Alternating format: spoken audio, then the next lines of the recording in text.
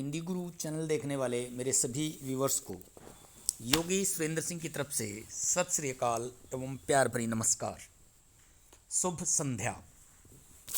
दोस्तों, आज मैं आपके लिए जो एक बहुत बड़ा विवाद चला हुआ है ईटीटी वर्सेस बीएड, इस बारे में हर वो बात इस पटना हाई कोर्ट के जो कोर्ट केस है इसके द्वारा लेकर आया हूँ। इसमें हर वो बात है जो पंजाब या राजस्थान या दूसरे स्टेट में हो रही है। जो ये मैटर है ये बिल्कुल वही मैटर है जो पंजाब में चला हुआ है। मैं आपको मामला ये 59 पेज का ऑर्डर है। इस पे हमने 59 पेज पे नहीं जाना, मैं आपको इसकी जो मेन थीम है वो बता देता हूँ। दोस्तों, ये केस बिहार में वैकेंसीज निकली थी ईटीटी टीचर्स की, जेबीटी टीचर्स की। उसमें जो एडवर्टाइजमेंट थी उसमें NCT rule June 2018 BEd with bridge course ये एडवर्टाइजमेंट थी। तो जेबीटी और बीएड दोनों ने अप्लाई किया और दोनों जब रिजल्ट आया तो सरकार ने एक नोटिफिकेशन जारी कर दिया जो कि गवर्नर के नाम से जारी किया गया था। वो नोटिफिकेशन था ये कि ईटीटी को प्रेफरेंस दी जाएगी और यदि कोई वैकेंसीज बचेंगी तो उन वैकेंसीज पे बीएड को ज्वाइनिंग दी जाएगी। तो दोस्तों, ये मैटर था और ये हाई कोर्ट में जब इस प्रकार का नोटिफिकेशन जारी किया तो जो बीएड कैंडिडेट्स थे, जैसे पंजाब में हाई कोर्ट में चले गए, ठीक उसी तरह से बिहार में भी हाई कोर्ट में चले गए इस नोटिफिकेशन के खिलाफ। अब बिहार नोटिफिकेशन के खिलाफ जब वो चले गए, दोस्तों मैं बात करूं उससे पहले मैं आपको बता दूं ये वीडियो थोड़ी सी लंबी है, आप सुन लें इसको जिसको सुनना है। तो जब वो हाई कोर्ट में चले गए तो हाई कोर्ट में उन्होंने अपना पक्ष रखा और इस केस को बीएड वाले जीत गए। यानी कि हाई कोर्ट ने बीएड को बिहार में अलाउ कर दिया। इसके एनसीटी रूल 2018 के अनुसार बीएड एलिजिबल है। लेकिन इस फैसले के अंदर बहुत सारी ऐसी बातें आई जो एक एक बात क्लियर करती हैं। और जो बीएड और ईटीटी हर इसके अंदर जो एनसीटी के रूल हैं 2010, 2012, 2014, 2018 हर वो रूल इसके अंदर मेंशन किया गया है। इवन एनसीटी का रिप्लाई भी इसमें आया हुआ है। मैं उन सब पे एक एक करके चर्चा करूंगा, कोशिश करूंगा इसको बहुत जल्दी समाप्त करने की। जैसे मैंने आपको ब्रीफ कर दिया है कि मामला क्या था और इसका रिजल्ट क्या रहा। देखिए, सबसे पहले पेज नंबर 13 पे देखिए, ये है पेज नंबर 13 और the national council of teacher education NCT way back 23/8/2010, ये एनसीटी का 2010 का रूल है, क्लासेस 1 to 5 का ये वाला। ये आप देख लें, इसका स्नैपशॉट ले लें, ये है। इसके बाद 2014 में फिर अमेंड कर दिया। जो ईटीटी है उसका यही रखा, बीएड का कुछ अमेंड कर दिया। ये ईटीटी का वही 23/8/2010 वाला रखा गया। उसके बाद फिर 2018 में आप सबको पता है जिस पर यह विवाद चला हुआ, 2018 में अगेन अमेंडेड 28 जून 2018 को अमेंड कर दिया और ये पैरा जोड़ दिया who has acquired the qualification of Bachelor of Education from the NCT recognized institution shall be considered for the appointment as a teacher in class 1 to 5th, provided the person so appointed as a teacher shall mandatorily undergo a 6-month bridge course in elementary education recognized by the NCTE within 2 years of such appointment as primary teacher। यानी कि ये कहता है कि कोई BEd जो इस primary teacher लगने का एलिजिबल है, परंतु उसको 2 साल में उस पर विचारा जाएगा, एलिजिबल नहीं, उस पर विचारा जाएगा। तो ये एनसीटी रूल 2018 है। अब मैं आपको ले चलता हूं जो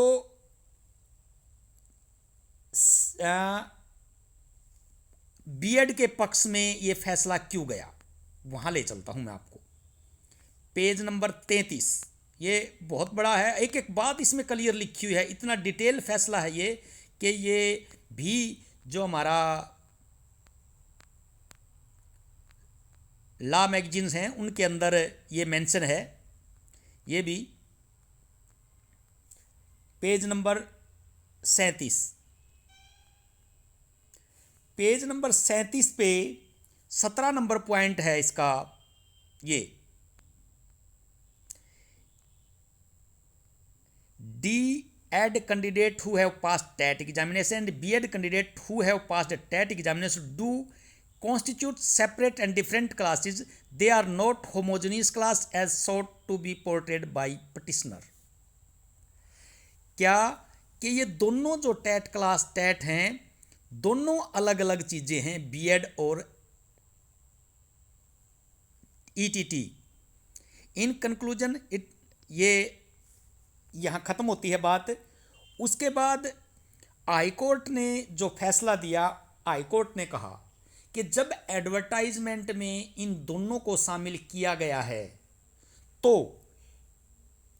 एडवर्टाइजमेंट में शामिल करने के बाद संविधान के आर्टिकल 14 और 16 के अनुसार क्या separate and difference class between class, यानी कि एक ही क्लास में 2 क्लास, यानी कि एक ही चीज़ 2 वर्गों में यदि बांटनी है तो उनमें कोई विभेद नहीं किया जा सकता, ये हाई कोर्ट ने कहा। और इसी ग्राउंड पे इस फैसले को जो है बीएड के पक्ष में कर दिया।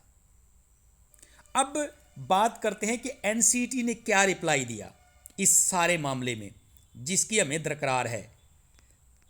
पेज नंबर 33 पे एनसीटी ने अपना रिप्लाई दिया। देखिए, return submission on behalf of respondent number 3 NCTE. पहला क्या कहा उन्होंने, पहला उन्होंने कहा है कि purpose of appointment of primary teacher class 1 to 4 preference will be given to the candidate having 2 year DID qualification and only no such candidate are ये that diploma in elementary education is 2 year professional program of teacher education, it aims to prepare teacher for the ये कहा उन्होंने क्या कि diploma in elementary education is a 2 year professional programme for teacher education. आप समझ गए होंगे, इसको हिंदी करने की जरूरत नहीं है। It aims to prepare teacher for the elementary stage of education, जिसका उद्देश्य एलिमेंट्री स्टेज की एजुकेशन प्रोवाइड करने के लिए है। The aim of elementary education is to fulfil the basic learning needs of the children is an inclusive school environment bridging social and gender gaps with the active participant of the community। यानी कि ये कहता है कि जो elementary diploma है वो special design किया गया है इंक्लूसिव स्कूल इन्वायरमेंट एजुकेशन के लिए। The national council for the teacher education vide notification 29/7/2011 amended 23/8/2000 notified minimum qualification to the eligible for the appointment as teacher. The minimum qualification of teacher of the class 1 to 5th and class 6 to 12th are different। देखिए यहाँ ये NCT का जवाब है, the minimum qualification for teacher of class 1 to 5 and class 6 to 8th are different. That the national council ये कहता है कि दोनों अलग अलग क्वालिफिकेशन हैं। National council for the teacher education vide notification इतने provide that BEd person appointment as teacher of class 1 to 5 shall mandatorily मतलब अति आवश्यक रूप से undergo a 6 month bridge course in elementary education recognised by the NCT with 2 year of such appointment. ये है कि उसे 2 साल का, आप सबको पता है, इन सब बातों का पता है। ये रहा, क्या कहता है कि the bachelor programme is a professional course that prepare teachers for upper primary of middle level. ये 6ठी से 8वीं और 9th से 10th। तो यहाँ कहीं भी इसने ये नहीं लिखा कि जो बीएड टीचर हैं वो 1ली से 5वीं तक के हैं। एनसीटी ने कहीं भी ये नहीं लिखा, उसने ये लिखा है कि इसके लिए ब्रिज कोर्स करवाना होगा। अब ये सरकार डिसाइड करेगी कि उसके पास क्या है। चलो आगे चलते हम। That since DIED aims to prepare teacher for the elementary stage of education, ये छोड़ दें आप, ये सारा वही है। तो ये बातें थी जो मैंने आपको बता दी। एनसीटी ने सिर्फ इतना ही जवाब दिया है, ना इसके बारे में ये कहा कि ये गलत है, सही है, और कुछ भी एनसीटी ने इसमें नहीं बोला, अपने आप में प्रिस्क्राइब कर दिया। अब जो कुछ फैसला देना है वो कोर्ट ने देना। अब कोर्ट ने क्या कहा? कोर्ट ने कहा कि हम एनसीटी रूल पर कोई बात नहीं करेंगे, क्योंकि ना तो स्टेट गवर्नमेंट ने, ना किसी रिस्पोंडेंट पटिशनर ने, ना डिफेंडेंट ने, किसी ने भी इन रूल के बारे में बात करने के लिए नहीं कहा है। इसलिए हम इन रूल के बारे में कोई बात नहीं करेंगे। हम फैसला किस बात पे करेंगे? इस बात पे क्या बीएड को एलिजिबल होना चाहिए या नहीं होना चाहिए। तो हाई कोर्ट ने कहा कि बीएड को एलिजिबल होना चाहिए, क्योंकि एडवर्टाइजमेंट में ऐसा कहा गया है, और जो लॉ इम्पोज्ड हैं स्टेट गवर्नमेंट के और एनसीटी के, दोनों में बीएड अलाउड हैं, इसलिए बीएड को अलाउ किया जाता है और कॉमन मेरिट लिस्ट बने, न कि अलग अलग मेरिट लिस्ट। ये इसलिए ये बीएड के पक्ष में जो फैसला है हाई कोर्ट ने दे दिया। अब हम आगे चलते हैं। जो सबसे इम्पोर्टेंट बात है इस ऑर्डर की, वो ये है बिल्कुल लास्ट में, आप जहां पर जज साहब ने अपनी टिप्पणी दी है और उसको ऑर्डर में मेंशन किया है, वो है पेज नंबर 35, पेज नंबर 58 और ऑर्डर के 35वें कॉलम में 50,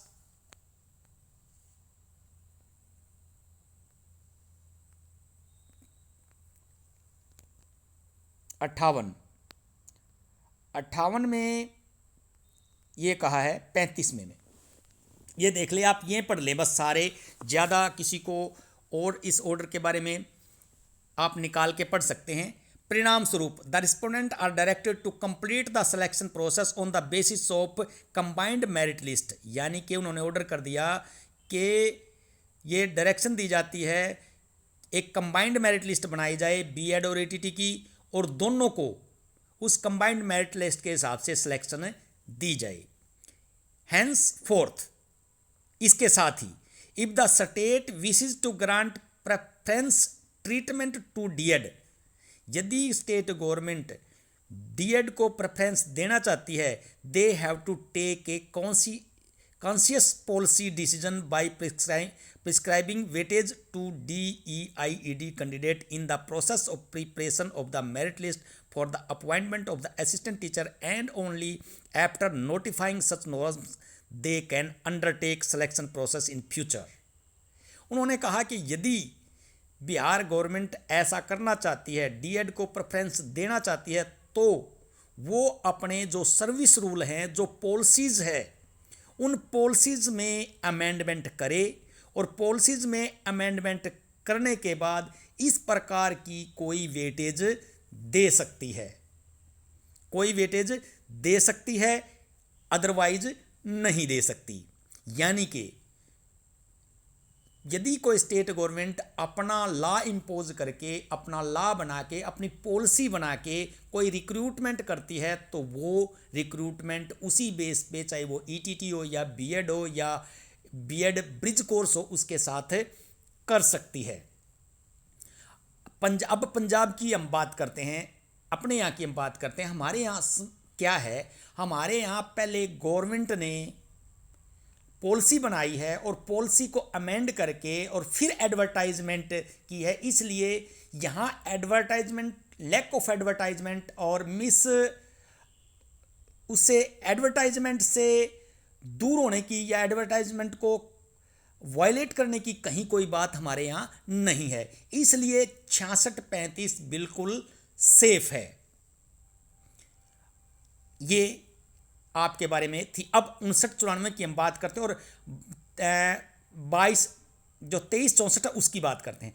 23-64 डबल बेंच में यदि जाएगी, कोर्ट में जाएगी, तो वो भी यों की यों स्टैंड कर जाएगी। इसके बाद हम 59-94 की बात करते हैं। अगर स्टेट गवर्नमेंट अपने यहाँ एक लॉ अमेंड कर दे, पॉलिसी अमेंड कर दे, पॉलिसी में क्या अमेंड करना चाहिए, पंजाब गवर्नमेंट को ये अमेंड करना चाहिए, अगर वो ईटीटी को प्रेफरेंस देना चाहती है कि जब तक ईटीटी अवेलेबल हैं, BEd are eligible in ETT but preference is given to the special given to the ETT candidate who are specified for the 6 to 12 year children, जो उनको स्पेशल ट्रेंड किया गया है। यदि वो नहीं मिलते हैं तो फिर प्रेफरेंस बीएड को दे दी जाएगी और उनको ब्रिज कोर्स करवा दिया जाएगा विद इन जॉब। तो इस प्रकार का यदि सर्विस रूल में अमेंड कर दें तो हर प्रकार के विवाद समाप्त हो सकते हैं। ये मेरी अपना कंक्लूजन और राय थी, ये हाई कोर्ट का था। आप इसको पढ़ें, इसमें बहुत कुछ नॉलेज है, बहुत कुछ ज्ञान है। और मेरे बहुत सारे साथी मेरे से असहमत भी हो सकते हैं, मुझे असहमति से कोई भी ऐतराज़ नहीं है। आप इस पर कमेंट कर सकते हैं, बोल सकते हैं, कुछ भी अपनी राय दे सकते हैं और इसको लाइक कर सकते हैं, चैनल को सब्सक्राइब कर सकते हैं, शेयर कर सकते हैं। लेकिन मेरा आग्रह है कि असभ्य, रूड और हार्श लैंग्वेज का इस्तेमाल ना करें। पोलाइटली अपने विचार और अपने मतभेद रख सकते हैं। Thank you.